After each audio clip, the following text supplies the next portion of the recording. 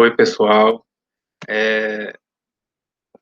Primeiro, eu queria falar que nossas aulas eu vou tentar gravar um vídeo semanalmente e gostaria que vocês pegassem nota, pegassem um caderno na hora que vocês estivessem assistindo, uma caneta, um lápis e vocês fossem anotando o que eu fosse falando. Todas as aulas eu vou fazer mais ou menos assim. Eu vou passar o conteúdo para vocês e em seguida eu vou passar uma atividade no Google Classroom.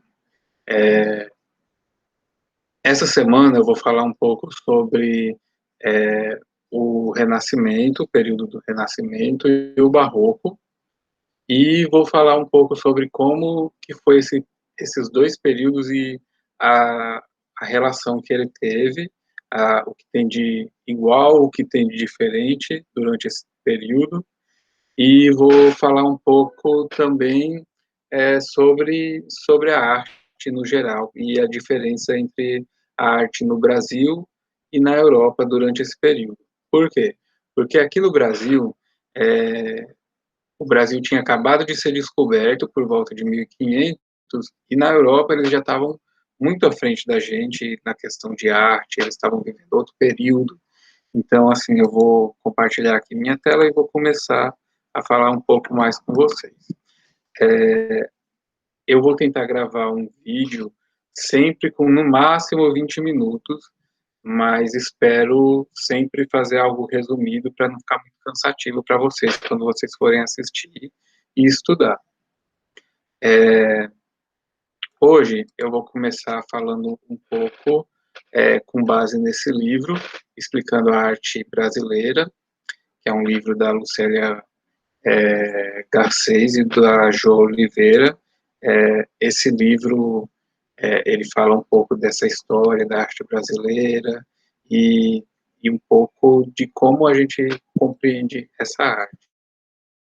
Como eu falei para vocês, aqui no Brasil, por volta de 1500, os únicos habitantes eram os índios, que tinham seus costumes, pintura corporal, facial, eles faziam seus cetros, cocares, eles faziam tudo para a sua vivência harmoniosa, em contato com a natureza, e aí chegaram os portugueses que nem acreditavam que eles tinham alma, tratavam eles como animais, eles dizimaram muitos índios nessa chegada ao Brasil.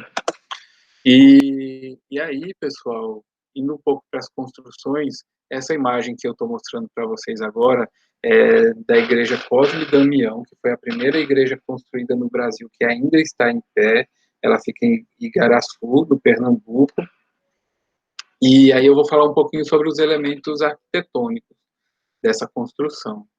Essa parte aqui, esse triângulo aqui, vermelho, onde vocês estão vendo, na parte superior da igreja, é um frontão triangular. Aqui, essas pontinhas são pináculos, e aonde fica o sino, nessa torre, tem essa janela em arco pleno. Arco pleno porque é a forma desse arco que é formada e construída essa janela, certo? Vamos lá. Agora eu vou falar um pouquinho sobre as diferenças entre o Barroco e o Renascimento.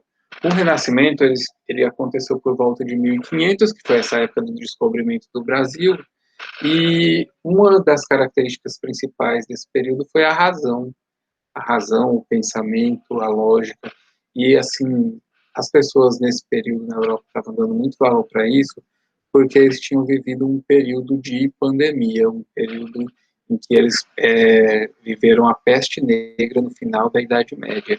E aí o Renascimento surgiu como uma esperança de um novo tempo, onde as pessoas valorizavam os estudos, a ciência, as tecnologias que estavam sendo descobertas. Então foi um período de crescimento humano. Eles também valorizavam a objetividade, então o que eles faziam tinha um objetivo prático, eles valorizavam a imitação dos gregos e romanos nas suas pinturas, esculturas, o equilíbrio, a simplicidade, e nesse período, como eu disse, eles tinham acabado de passar pela peste negra, eles estavam colocando o homem como centro do universo, como alguém que devia buscar conhecimento. É nesse sentido. Aqui eu tenho uma imagem do Michelangelo, o Davi, a Gioconda, que seria a Mona Lisa. Aqui é uma imagem de Caravaggio e aqui o êxtase de Santa Teresa de Bernini. Essas imagens são do período barroco, essas do período renascimento. Aqui, sempre quando eu colocar uma imagem, ela geralmente vai ter o ano em que foi feita e o material ou a técnica. No caso da Gioconda, tem o tamanho também. Sempre quando eu coloco essa legenda, eu coloco uma ficha catalográfica, que seria mais ou menos informações desses trabalhos. Aqui, no Barroco, é importante vocês notarem que aconteceu um pouco depois do Renascimento, por volta de 100 a 150 anos. Não tem como precisar uma data, mas foi por volta de 100 a 150 anos. Então, assim, por volta de 1600 começou o Barroco, tendo seu auge em 1650, digamos assim. E aí, o Barroco ele foi uma resposta ao Renascimento, em que o homem estava como centro do universo. Então, a igreja, que era a que dominava a informação daquela época, ela apostou na retomada do povo para a igreja, apostando na emoção, em comover as pessoas que ali entrariam e estariam naquele momento, ao chegar na igreja, sendo contempladas com aquela visão assim de anjo celestial, uma visão de uma vida melhor após a morte. Então eles tinham muito isso, e isso se encaixa na subjetividade. Os temas religiosos, ao contrário do Renascimento, que prezava o equilíbrio, o Barroco prezava pelo conflito. Como vocês podem ver aqui, são várias pessoas numa mesa debatendo, isso se servia para tudo. Então, eles também apostavam no rebuscamento, como vocês podem ver aqui nessa imagem, muitos detalhes, ouro, e teve a Contra-Reforma, que aí vocês vão aprender mais na disciplina de História. Aqui eu estou dando só um resumo mesmo da parte artística, eu vou continuar. A escultura barroca, suas características são o predomínio das linhas curvas, dos drapeados das vestes e do uso de dourado. E os gestos e os rostos das personagens revelam emoções violentas e atingem uma dramaticidade desconhecida no Renascimento. Então, o que eu quero que vocês observem entre essas duas imagens, o Davi Davi de Michelangelo e o Davi do Bernini. Os dois contam a mesma história, que é a relação entre o conto de Davi e o Golias, só que um foi feito em 1500, em 501 a 1504, e o outro de 1623 a 1624. São duas esculturas em mármore, e cada uma tem as suas peculiaridades. Aqui, eu quero que vocês observem que esse daqui é um rosto parado, um rosto estático, sem movimento. Já aqui, vocês podem observar que o Davi está fazendo uma careta. O Davi do Michelangelo, ele está ali parado, segurando a sua pedra nas costas, muito de boas. Já o Davi do Bernini, ele está no momento em que ele vai jogar a sua pedra no Golias. Ele vai arremessar a pedra. Então, aqui vocês podem observar isso, o movimento, essa é a diferença entre Renascimento e Barroco. Aqui outro exemplo é a Pietà, que foi construída pelo Michelangelo em 1499, e o Bernini, que tem o êxtase de Santa Teresa, que foi construído em 1650. Cerca de, esse Czinho que tem aqui embaixo significa cerca de 1650.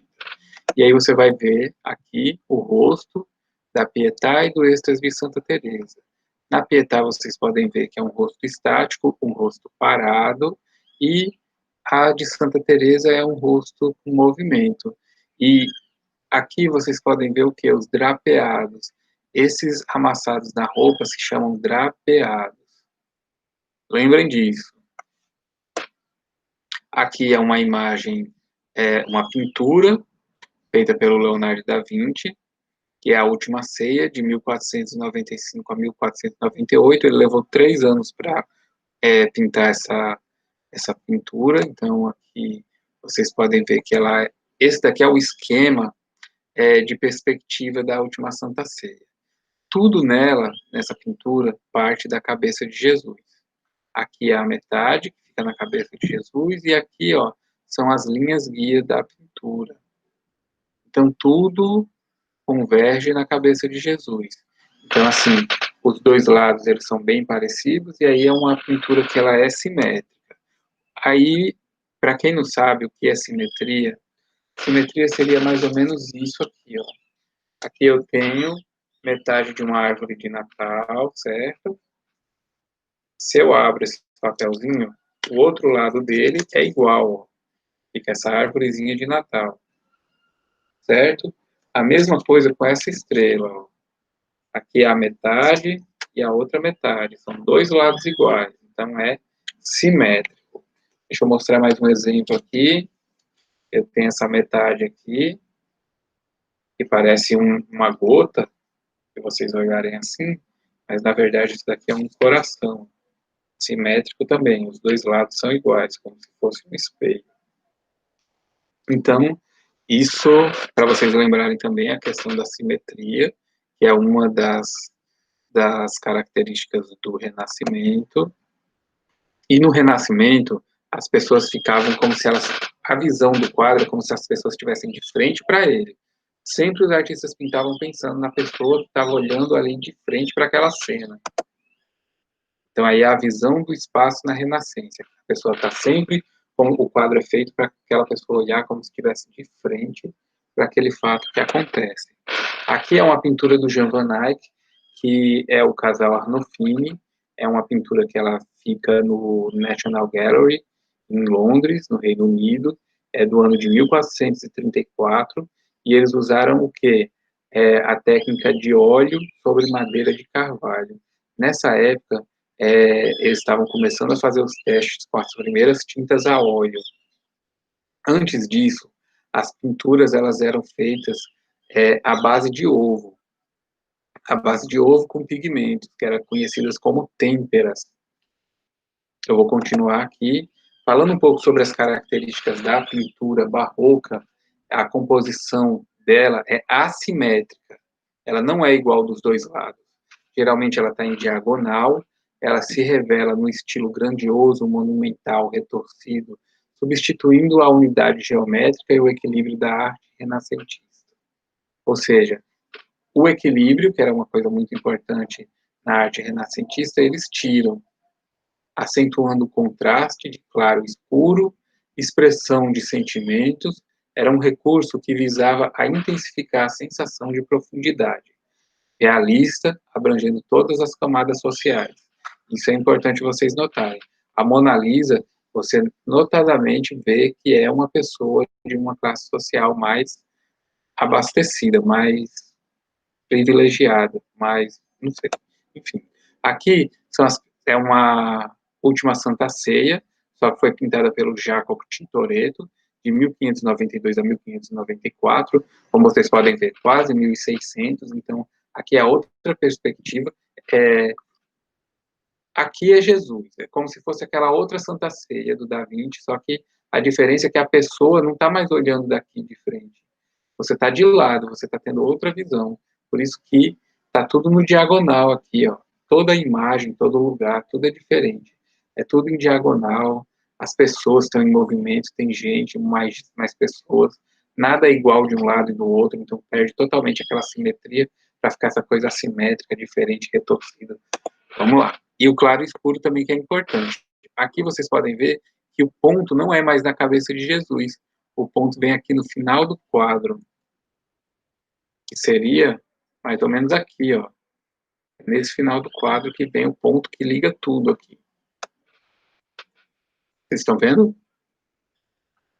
E esse é o esquema da perspectiva. E aqui, interessante vocês notarem, que essa é a visão do espaço no barroco.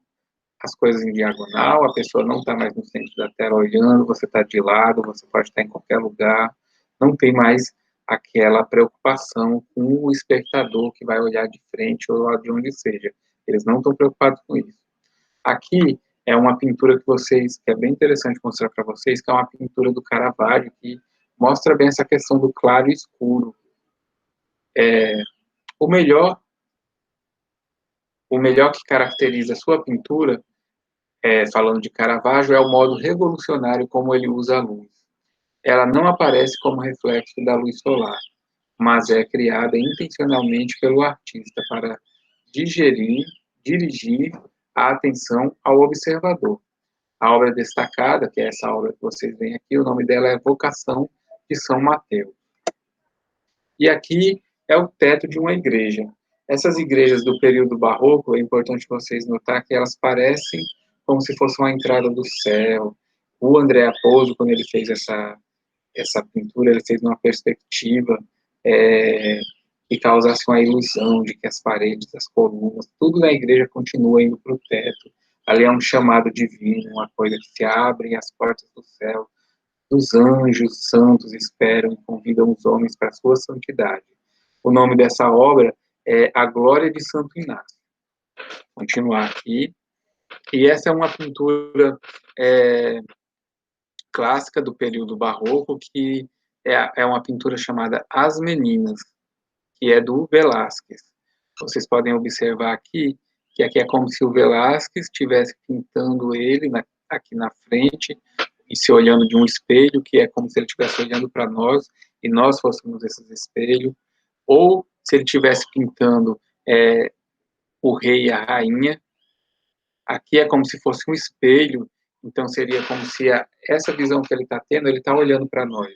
Mas só que, na verdade, ele está olhando para o rei e para a rainha que ele vai pintar. Então, é uma obra que faz vocês pensarem um pouco sobre o que acontece, porque tem muita coisa acontecendo ao mesmo tempo.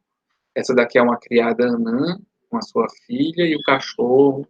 Então, lembram que eu falei sobre as classes sociais que são representadas? São pessoas de todas as classes. Tem aqui a menininha princesa no meio da tela, bem no centro, mas ela está aqui com suas damas cuidadoras. Tem uma freira, tem uma senhorinha que trabalhava também no castelo, tem um guarda olhando, cuidando ali da cena. Ninguém sabe se ele está subindo, se ele está descendo as escadas, mas ele está olhando para baixo. Então, assim, é uma cena que você tem que olhar tudo para ir montando esse quebra-cabeça na sua. Enfim, aqui falando um pouco da arquitetura colonial. Essa arquitetura colonial ela era feita aqui no Brasil nesse período, em 1500, 1600. Aqui não era propriamente o Renascimento e o Barroco, mas era o colonial, que era o que estava em voga aqui. Então, essa arte europeia, ela chegava aqui sempre com um atraso de mais de 100 anos, de 200 anos. Então, aqui, quando chegou o Renascimento, era porque lá na Europa ninguém queria mais. Quando chegou o Barroco, a mesma coisa. Mas, assim, algumas igrejas, elas contêm características barrocas, e uma das igrejas que eu observei isso é a igreja de Goianinha. Na igreja de Goiânia, vocês podem observar que tem umas imagens desse período barroco. A igreja de Goiânia ela foi construída no século XVII, por volta de 1690, aí o final do século XVII. E lá vocês vão encontrar algumas esculturas de madeira que tem cabelo humano. Esse cabelo humano que tem nessas esculturas, eles geralmente são pegos de doação, de pessoas que fizeram promessa e doam um cabelo para a igreja. E aí eles aproveitavam para colocar nessas esculturas para que elas ficassem mais realistas. Aqui, outro frontão triangular, essa daqui é uma igreja que já é um pouco mais recente do que aquela primeira que eu mostrei no início da aula. Aqui são os pináculos também. Essa parte aqui é a cúpula. Aqui são as janelas em arco pleno e mais pináculos. Aqui é a porta também, ela é em arco pleno. continuar aqui. E uma obra que é importante ser destacada aqui no Rio Grande do Norte é a Fortaleza dos Reis Magos. Ela foi criada pelo arquiteto Francisco Frias de Mesquita entre 1578 a 1645, daqui foi a data de nascimento dele. Sempre que tiver isso daqui é a data de nascimento da pessoa e a data de morte. A Fortaleza dos Reis Magos é uma construção erguida em alvenaria de pedra, cal, óleo de baleia e pó de ostra triturada. Seu formato é poligonal, estrelado, com um grande reentrante voltado para o norte. Vamos lá. Aqui eu quero que vocês observem que aqui no centro tinha uma casa de pólvora, que fica no centro da construção. Aqui, na casa de pólvora, ela tem porta em verga reta. Quando é verga reta é quando você está falando de portas como as que a gente tem a maioria hoje, que são essas portas retangulares, retas, todas as partes retas. Aqui também é importante vocês verem os pináculos, que tem também. Aqui, essa partezinha seria para não deixar a água bater quando chovesse e tal, para não estragar as paredes. O nome disso são cornígias. Essas cornígias, elas servem para não deixar essa água bater quando chove. E aqui são vãos em arco pleno. Por que não são portas? Porque não tem algo que feche, são apenas os vãos, apenas a abertura em arco pleno. Também tem os semi-arcos, que é quando ele não é um arco que vai de baixo até em cima. Vamos lá. Esse sítio sagrado, segundo alguns cronistas do século XVII, foi construído durante a derrota dos holandeses. Depois o local foi construído. Em 1755 recebeu a imagem dos 3 reis magos, vindas de Portugal. As imagens foram presente de El Rei Dom José. E aqui são essas imagens que foram presentes do rei, e ficou na casa de pólvora depois que ela foi desativada. Então, pessoal, o que eu queria dizer para vocês que esse foi o assunto da aula de hoje. Eu gostaria de pedir para vocês anotarem, se vocês precisarem ver de novo, assistam de novo, anotem todos os principais tópicos da aula, tudo que vocês entenderam, e depois vocês colocam lá no Google Classroom. Vocês podem colocar no mural, ou eu vou colocar uma abinha na parte atividade, certo? Eu estou vendo como eu vou fazer, e aí a gente vai mantendo a comunicação até lá. Está começando agora, se vocês tiverem alguma dúvida ou alguma sugestão, a gente vai conversando, certo? Eu deixei o meu WhatsApp lá no grupo, já falei várias vezes com vocês, então assim, vocês têm o meu WhatsApp, caso seja necessário, e por enquanto é isso. E na próxima aula a gente continua, e por hoje é só. Tchau, pessoal, e até a próxima.